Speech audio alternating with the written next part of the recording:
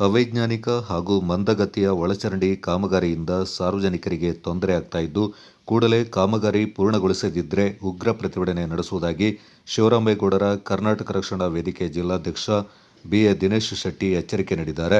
ಪಟ್ಟಣದ ಹೃದಯ ಭಾಗದಲ್ಲಿ ಒಳಚರಂಡಿ ಕಾಮಗಾರಿ ಆರಂಭಗೊಂಡು ತಿಂಗಳುಗಳೇ ಕಳೆದರೂ ನಿರೀಕ್ಷಿತ ವೇಗದಲ್ಲಿ ಪೂರ್ಣಗೊಳ್ಳದ ಕಾರಣ ವಾಹನ ಸವಾರರು ಹಾಗೂ ಪಾದಚಾರಿಗಳು ಸಂಕಷ್ಟ ಅನುಭವಿಸ್ತಾ ಇದ್ದಾರೆಂದು ದೂರಿದರು. ತಿಂಗಳುಗಟ್ಟಲೆ ರಸ್ತೆಗಳನ್ನು ಅಗೆದು ಹಾಕಿ ಕಾಮಗಾರಿ ಪೂರ್ಣಗೊಳಿಸದೆ ನಿರ್ಲಕ್ಷ್ಯ ತೋರ್ತಾ ಇರುವ ಅಧಿಕಾರಿಗಳ ವಿರುದ್ಧ ಮುಂದಿನ ದಿನಗಳಲ್ಲಿ ಕರ್ನಾಟಕ ರಕ್ಷಣಾ ವೇದಿಕೆ ವತಿಯಿಂದ ಉಗ್ರ ಪ್ರತಿಭಟನೆ ನಡೆಸಲಾಗುತ್ತೆ ಅಂತ ದಿನೇಶ್ ಶೆಟ್ಟಿ ಎಚ್ಚರಿಕೆ ನೀಡಿದ್ದಾರೆ.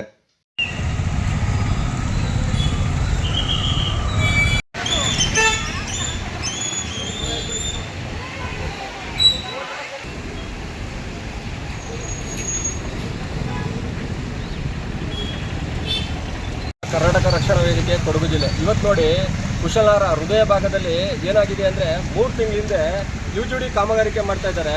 ಇವರು ಅಗದು ದಿನನಿತ್ಯ JCB ಕೆಲಸ ಮಾಡ್ತಾ ಇದೆ.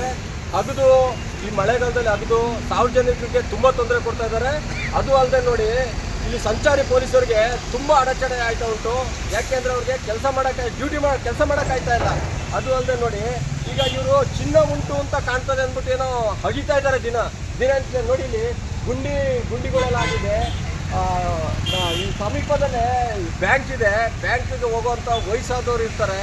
ವಯಸ್ಸಾದವ್ರು ಏನಾದರೂ ಜಾರಿ ಬಿತ್ತು ಅಂದರೆ ಅವ್ರ ಪ್ರಾಣ ಹಾನಿ ಆಯ್ತದೆ. ಪ್ರಾಣ ಹಾನಿ ಆದರೆ ಇವ್ರುಗಳೇ ಅದಕ್ಕೆ ಪರಿಹಾರ ಕೊಡಬೇಕಾಗುತ್ತೆ. ಪರಿಹಾರ ಕೊಡೋಗಂಟ ನಾವು ಬಿಡಲ್ಲ. ಯಾವುದೇ ಒಂದು ಕಾಲು ಜಾರಿ ಬಿದ್ದರೂ ಅಷ್ಟೇ ಪರಿಹಾರ ಈ ಅಧಿಕಾರಿಗಳೇ ಕೊಡಬೇಕು.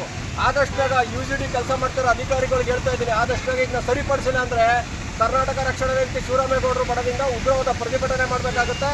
ಆದಷ್ಟು ಬೇಗ ಇನ್ನು 15 ದಿವಸದೊಳಗೆ ನಾನು ಈಗಾಗಲೇ 2 ಸಲ ಮಾಧ್ಯಮ ಹೇಳಿಕೆ ಕೊಟ್ಟಿದ್ದೀನಿ. ಇನ್ನು ಮುಂದೆ ಇದೇ ರೀತಿ ಮಾಡ್ತಾ ಇದ್ರೆ ಇವರು ತುಂಬ ತೊಂದರೆ ಆಗುತ್ತೆ.